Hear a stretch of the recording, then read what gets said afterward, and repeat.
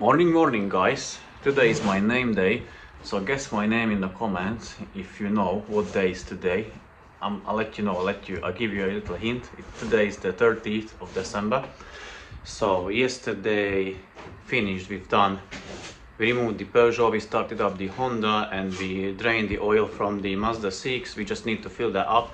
So today's plan, the oil filter cap has arrived for the Peugeot 308, so I'm going to swap that real quick. Keep the old filter because it was done like 2 weeks ago.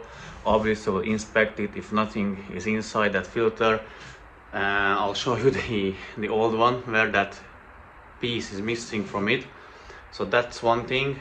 And then I'm going to drain the oil, fill it up again with new oil. Then if that's done, I'm going to fill up the Mazda with oil, leave it there, then check back for the oil level. Because if you remove the oil pan, usually it takes 5 liters of oil when you do the oil change, but what I noticed, when you remove the oil pan, it always takes more. So I'll let the oil to get down to the oil pan and then check with the oil dipstick. If it will be needed, I'll top it up.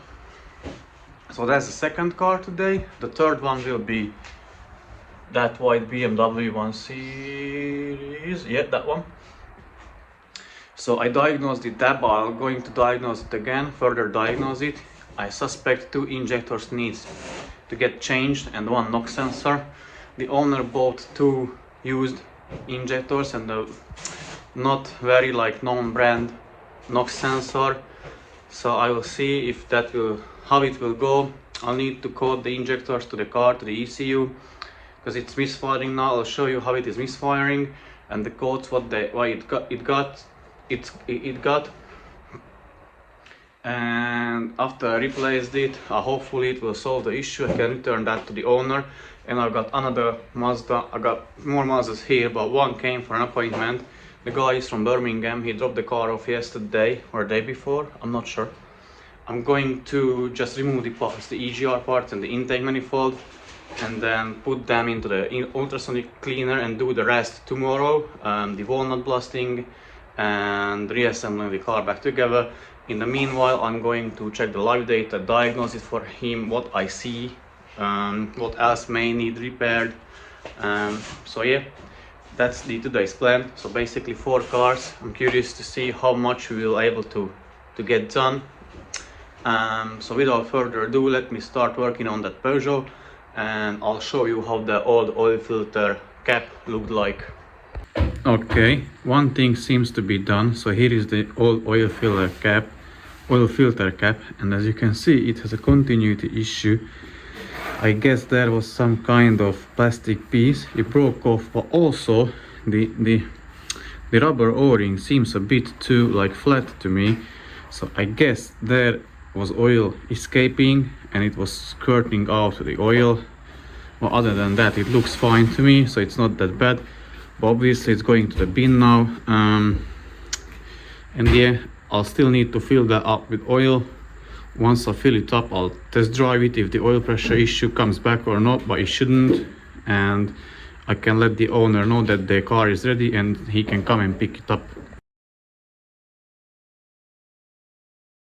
Okay, the Peugeot is done. Oil filter cap is replaced, filled up with oil. It had around half a liter oil still left in the oil pan, so that was dangerous.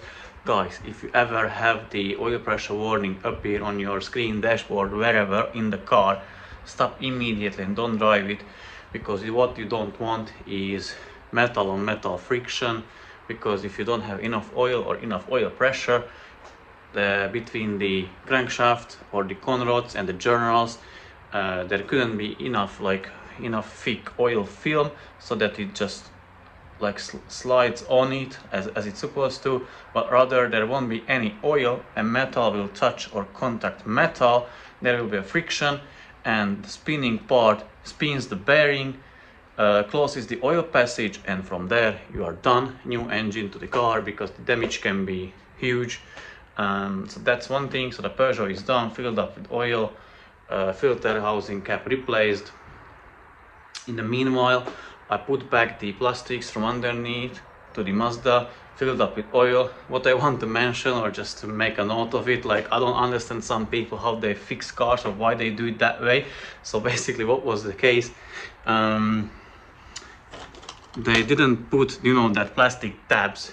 If you're familiar with the Mazdas, they use 10mm bolts in the front. I don't know, maybe 6, 8 of them, I'm not sure. So they use 10mm bolts on the front of the engine under tray, and then plastic tabs or rivets on the rear. And the guy was missing all the rivets or tabs, but someone, I don't know if it was him or someone, they just put like a self-tapping screws, and just next to the where that tab should go, next to it, they just screwed this one in. I can't understand. You can buy a whole set for, I don't know, maybe 20 pounds, and you get a various like sizes and lengths, everything. So just get that one and replace it properly. So yeah, Mazda is done. Still need to reset the oil change interval and the oil dilutions, the oil data.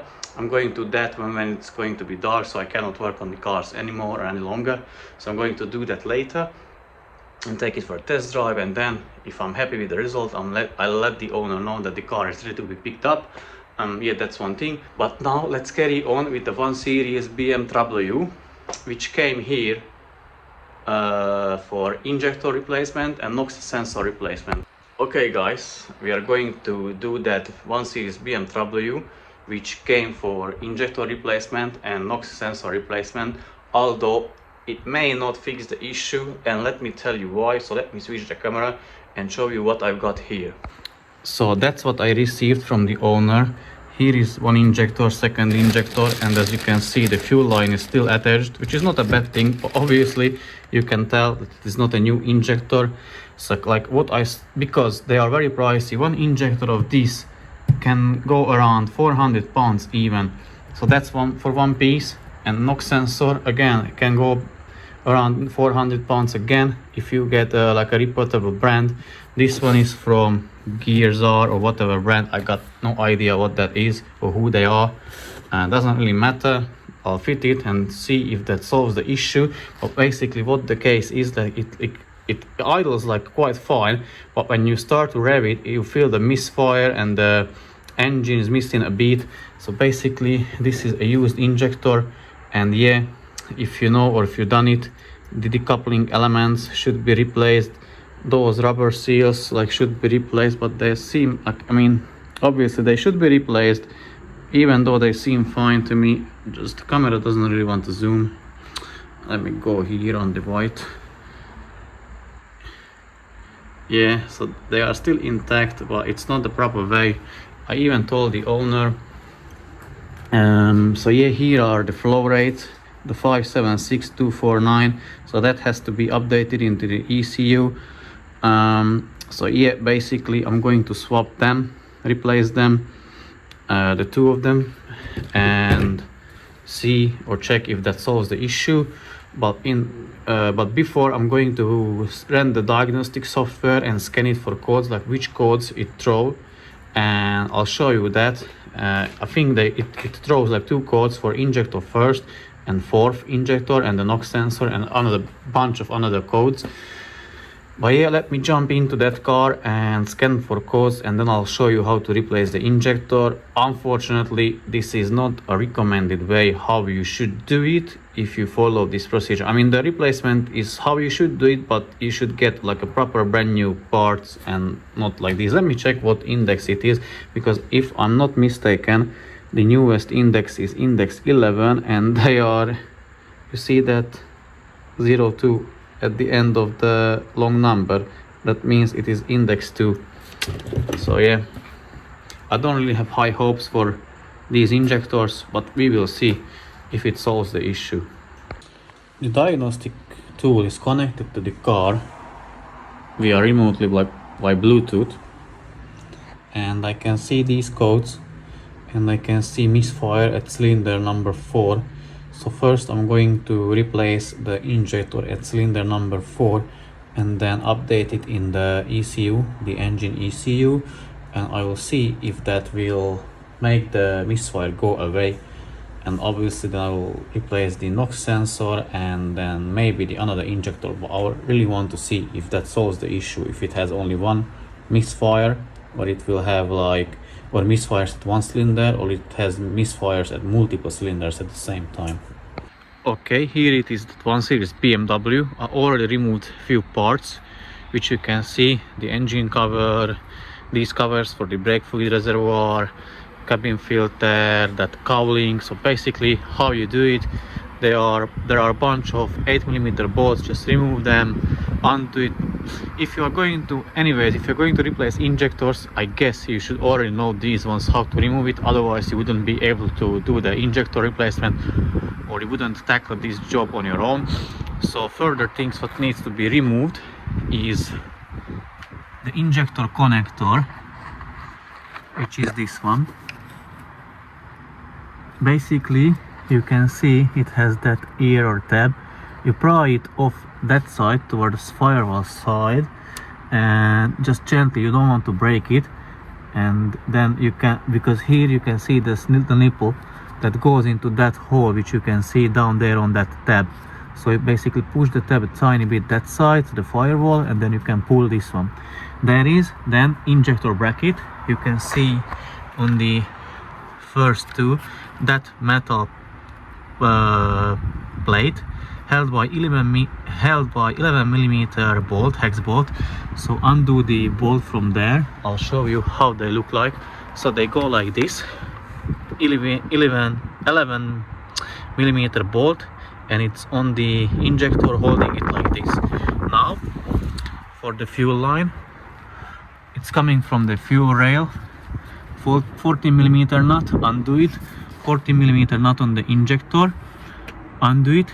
Fuel or petrol will spill probably, so undo them, remove the fuel line, and then I'll show you how to remove the injector. So here is my tool of choice, which I'm going to use on the injector. Previously I'm not sure on these ones, but I had still have N54, which are the same injectors, I believe. So I used a tool from FCP Euro, which cost like 60 or 80 pounds. It was like quite expensive. It's a bit shorter than this, but it works on the same principle. This one is from Amazon, maybe for 15-20 pounds. So you can use this, it's very cheap. I've seen people using a zip tie, so basically hook the zip tie underneath the injector and like removing it that way. It's just more hassle, pain in the ass. Get this tool, 15 pounds, is cheap. I'm not sure about the thread there. I think it's M12 by 1.5 or 1.5, that's the thread pitch. So basically I'm going to thread this one on and slide hammer it out. So let me do that, and my brother-in-law will be recording me how I do it, how I remove the injector. Some people may say that the injectors are easy to remove, so let me try. If I can remove it by hand, which I doubt I will be able, but no, it's not that difficult. It may even be able to remove by hand, but let me show you how to use the tool so that you can see it yourself. So basically it is not a rocket science. The injector puller is threaded on, and now it's basically a slide hammer. So I'm just going to slide hammer it out.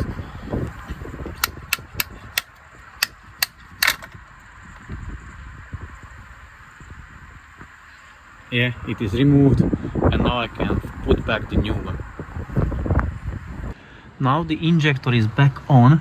That plate is back on. I used like a pick tools and managed to put it back there, and then hand tightened the bolt. Just hand tighten it, and then once you have it hand tightened, then you can tighten it down to 13 Newton meters. Then you can put back the fuel line, and the nuts for the fuel lines should be tightened down to 23 Newton meters. Then you can connect everything back and check, obviously code it to the car. I'll show you how to do it. And once you code it to the car, then you can start it up, delete the fault codes, and check back if there is still a misfire, or if it solved your issues, if it's better or worse. If you buy brand new injectors, original ones, OEM ones, you should be good. In this case we will see, because I'm not quite sure.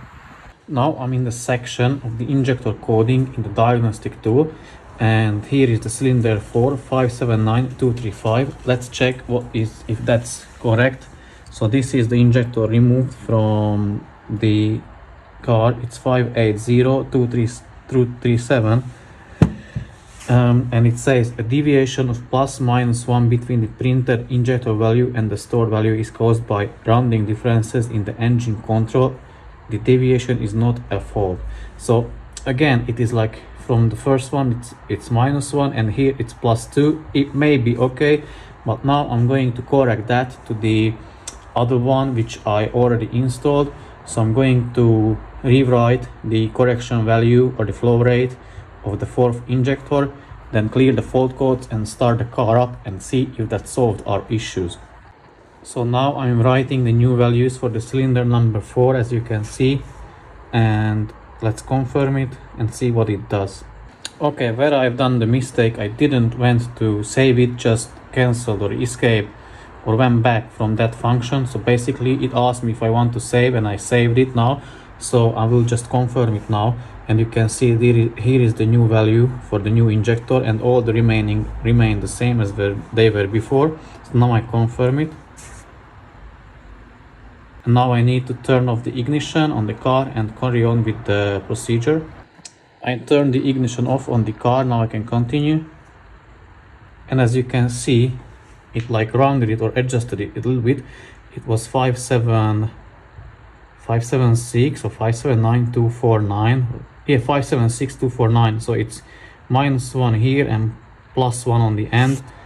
But yeah, that should be good. And now let's see what's the car doing with the new or replaced injector.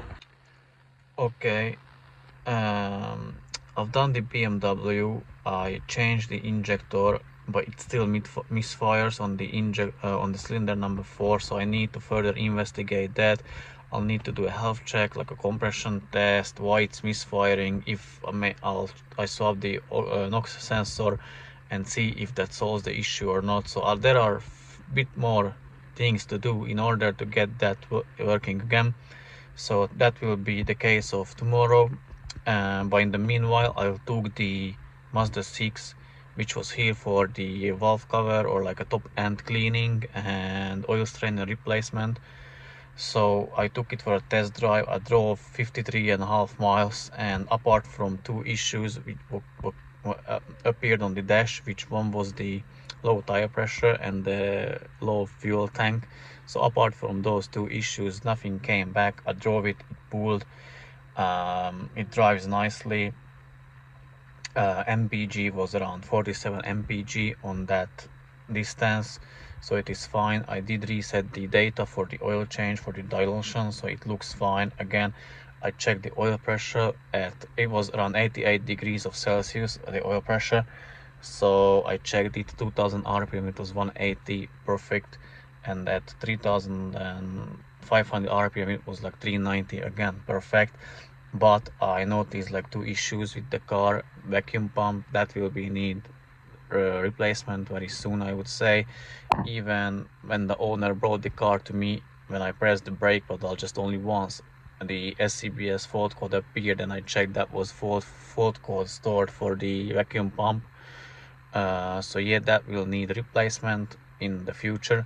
And also I checked the injector correction factors, the values, and I would say one is very definitely out of the specs, the 4th injector, which one obviously had that build up around it, that carbon chunks, jelly-ish build up around the injector hole.